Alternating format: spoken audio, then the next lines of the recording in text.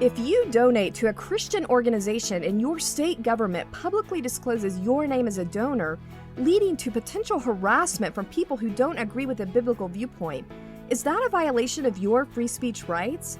The U.S. Supreme Court weighed in on this important topic, and we're going to talk about it today. Welcome to Speak Up Virginia, equipping you to speak up on the life, family, and freedom issues that matter most to you. From the Family Foundation, I'm your host, Candy Cushman, and I'm joined today by our president, Victoria Cobb. Well, we're going to be talking about some of our most cherished American freedoms during this show, and we just celebrated the beginning of all that with Independence Day, July 4th. So, Victoria, how did your family celebrate the holiday?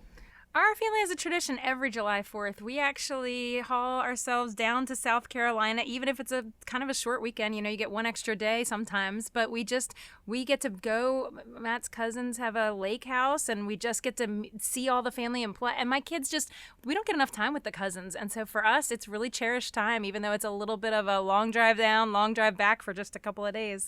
That sounds divine. I would love to spend time at a lake house. I will say the one funny thing is we often don't actually see fireworks because we're often literally on the road when everybody's shooting fireworks. So sometimes we'll do that drive back and we'll be looking off in the distance and see, a baseball stadium or whatever off the highway with fireworks. But we actually often don't really, do the most traditional thing about July 4th.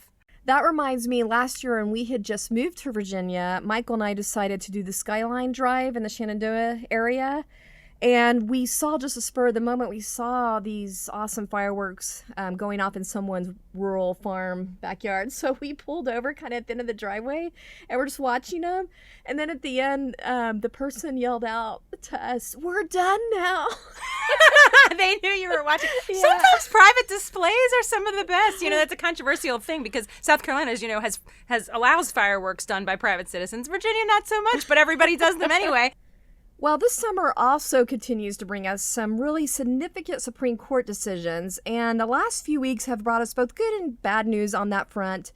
On the good news side of things, the U.S. Supreme Court came out with another very encouraging decision that gets into First Amendment issues. Tell us about that. Yeah, cancel culture took a huge hit last week from our Supreme Court.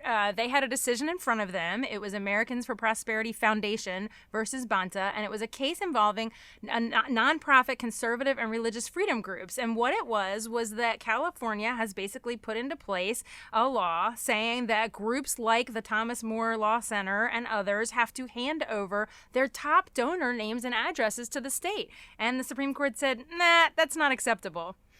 Yeah, and this is affecting groups with a Christian or Catholic background that they're being told they have to hand over their supporters. And that's why I think it's important to keep in mind that Christians, especially in California and even here in Virginia, they have experienced things already like hate mail and death threats when they've supported groups with biblical viewpoints or done something like sign a petition on an issue like protecting marriage. Yeah, California has a terrible history. We know that after their marriage battle, people lost jobs over revealed donor data. And so it's really important. But we've seen issues like this, even in our home state of Virginia. We have parents in Loudoun County who have found their names on a doxing list for opposing critical race theory at school board meetings. And that really is why this ruling is so important, because ultimately we're talking about people's freedom to associate with groups and people that share their values and concerns. So you don't want that information to get into the wrong hands, especially in an environment where people are taking hostile actions against others as a result of what they believe. Yeah, and I think the discussion around this court case was that this was having a chilling effect, which then makes it a free speech issue, because if you're donating to groups who are representing your viewpoint, that's a form of speech that you have free speech rights to support those groups and come alongside them. But then if you know your name could appear publicly on some kind of list and people could persecute you for that, I think it does intimidate people into not donating or being afraid to do something like sign a petition. I'm going to be honest. We've had donors with our organization say, does my name go anywhere? Because they do have concerns about their job, even with what we do.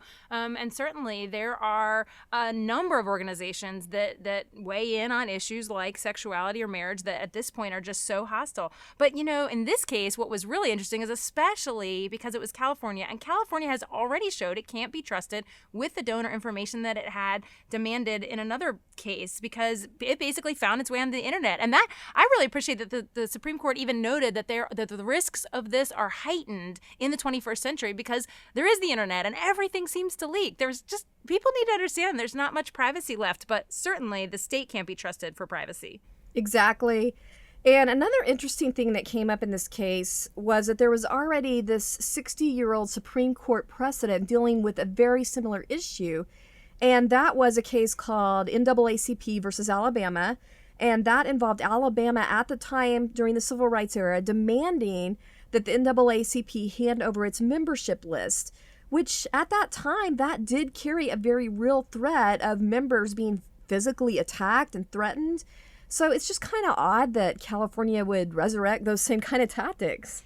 I also think of the history of our nation and think about how anonymous publications were used. If you think about, there were pseudonyms for people that wrote things, Federalist Papers, Thomas Paine, the Common Sense. Those things were trying to advance the cause of government, but not have retaliation brought upon the author. Those things are instrumental to our whole history. So the idea that we would forget that and say we're going to all of a sudden force everybody out in the public with what they believe and how they want to say it and who they give money to is just wrong. Well, just to summarize the bigger picture on this whole case, overall, how big of a dent do you actually think this ruling is going to put in cancel culture right now? I mean, is it really going to help alleviate what's going on from a nationwide perspective? Well, cancel culture is two parts. It is one side government and one side private sector. So on the government side, this puts a huge dent. I mean, we had a bill in our legislature we had to stop that would have disclosed our donors. So every state's been dealing with this, and now I think they know they can't do that. So it does shut the government down. That does not change the fact that we still have corporate culture out there trying to, fire people for what they believe. Thanks for tuning in if you're just now joining us for Speak Up Virginia, brought to you by the Family Foundation. For more information about us or the topics we're addressing, you can visit familyfoundation.org. That's familyfoundation.org. Well, we also got some not so good news from the U.S. Supreme Court, and that was that the court said it was not going to weigh into this Grimm versus Gloucester case, which dealt with a high school right here in Virginia. Tell us about that. Yeah, we were certainly disappointed. We had hoped that the Supreme Court would recognize the role of a local school board to be able to set their own policy. And there were some mitigating circumstances around this where they kind of said the school board had already made the changes that needed to be done in the bathrooms, that this child should have been able to use a bathroom. And there were things. So the good news is, I'll just say that it does not apply. We should not worry that this shuts down all of the efforts we're making in localities to be able to set their own policies, particularly with connection to the Department of Education's model policies, because those policies go way beyond where we're talking in this case. This case was only about bathrooms. This case was specifically about one specific transgender child. And the court even noted this issue of your child has to persistently show that they believe themselves to be a different gender than their biological sex. And what we have in the model policies is very different, which is to say that anyone on any day can announce themselves as any gender. That's much more of a safety issue, and I think the court can recognize the difference here. Yeah, and those are model policies that our Department of Education is trying to push into every K-12 school for Virginia. It's much more radical, you're saying, than even what this case involved. And this, I just want to back up a little bit and specify that this case involved a female student wanting to use male bathrooms. And the school board was actually trying to, as I understand it, respond to the community concerns. But you're saying this case, it doesn't cover locker rooms and overnight school trips, and the radical policy coming down from our State Department of Education is just covering all those things in one fell swoop and trying to force every school to do that with no respect at all for privacy or physical safety in those spaces. So yeah, and it does not include the parent deception component we've talked about many times here. So this case was about a very limited set of circumstances. Yes, we're disappointed because we think a school board needs to react to its own community members, but we need to take it with a grain of salt as far as what it means for every other situation that we find every county in Virginia. So we just want to encourage people not to lose heart that you can still speak up in your community about protecting every kid's physical safety and privacy rights, especially our young women in these situations. And if you want to learn more about how you can do that, with what's coming at the school boards right now, just visit familyfoundation.org/protecteverykid, and you'll find lots of good resources there and more explanation about what Victoria mentioned about the schools being actually told how to deceive parents in this policy, which we need to fight back about. Yeah, and we don't want people to feel like we've lost all hope with this court either, just because they make one bad decision. We've had some good decisions. We had decisions that have erred on the side of the faith-based entities, for example, on these issues when we had the adoption case. So there have been some good things in this direction. This one was disappointing. And it does seem like the court maybe is more comfortable with just more pure First Amendment free speech kind of things, but maybe not so much with the sexuality issues. I think they struggle with, and this is the point we often make, which is there is a direct clash between sexual freedom and religious freedom. It is very hard to make a world where the two can coexist. And the reality is that the court is struggling through that. That's what we see. We see that struggle where they want a world to be able to say, yeah, we can protect all the faith-based entities and we won't force faith-based people to do things that violate their conscience, but yet we actually want to sort of make all these exceptions for folks who struggle with their gender, and they just haven't been able to figure this out. And so I think it's I don't think you can, what do they call it? Split the baby is the old expression, like the Solomonic. But they're trying to. They're trying to. Well, it's that time again. Time for our Inconceivable Moments Award, where we're featuring examples of the absolute lunacy and craziness that happens when cultural leaders try to give guidance completely apart from biblical principles. And we're calling this the Liberals' Most Inconceivable Moments Award. Inconceivable! Well, this week we just have to comment on the lunacy, the real lunacy, and the really dangerous situation, actually, that results when these politically correct gender identity policies are put into actual practice. Yeah, we've been warning about this for a long time, and it's actually starting to happen. We are now starting to see family-friendly places disappear with these laws to protect biological males being allowed to use female facilities and vice versa. What happened is, news came out this week that a teenage girl was allowed to walk around without any top on. And yes, we're talking about nudity from the waist up at a popular family-oriented public pool in Pella, a city in Iowa. Yeah, this happened at the Pella Aquatic Center, a very popular public pool for families and kids. Like you said, it has a lot of fun slides and kid-friendly stuff.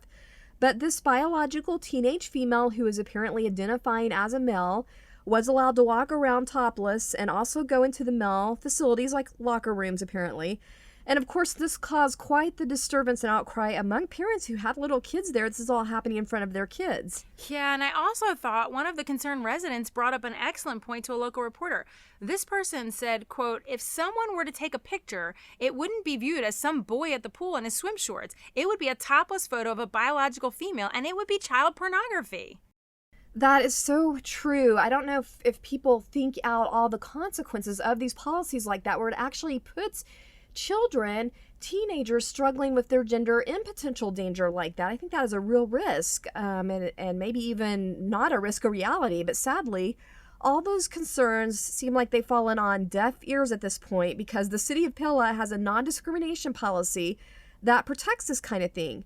If someone identifies as transgender and wants to dress like the opposite sex or use opposite sex facilities, I think that policy has really tied the hands of the pool managers at this point. I think the bottom line is this needs to be a warning first for families that even places that we think are family friendly may not be anymore based on these policies. But second, for everyone, that if we don't step up and engage this issue, this is the environment that we have to expect for our children and our families. Yeah, this is going to be the result. So wake up now, people. Well, I guess that does mean this week's awards got to go to the city of Pella for creating these laws that have resulted in eliminating any kind of basic standard of modesty and decency in even the family pool environment. Thanks for joining us for this week's Speak Up Virginia, brought to you by the Family Foundation. Visit us at familyfoundation.org. That's familyfoundation.org. See you next time, and don't forget, we are stronger when we speak together.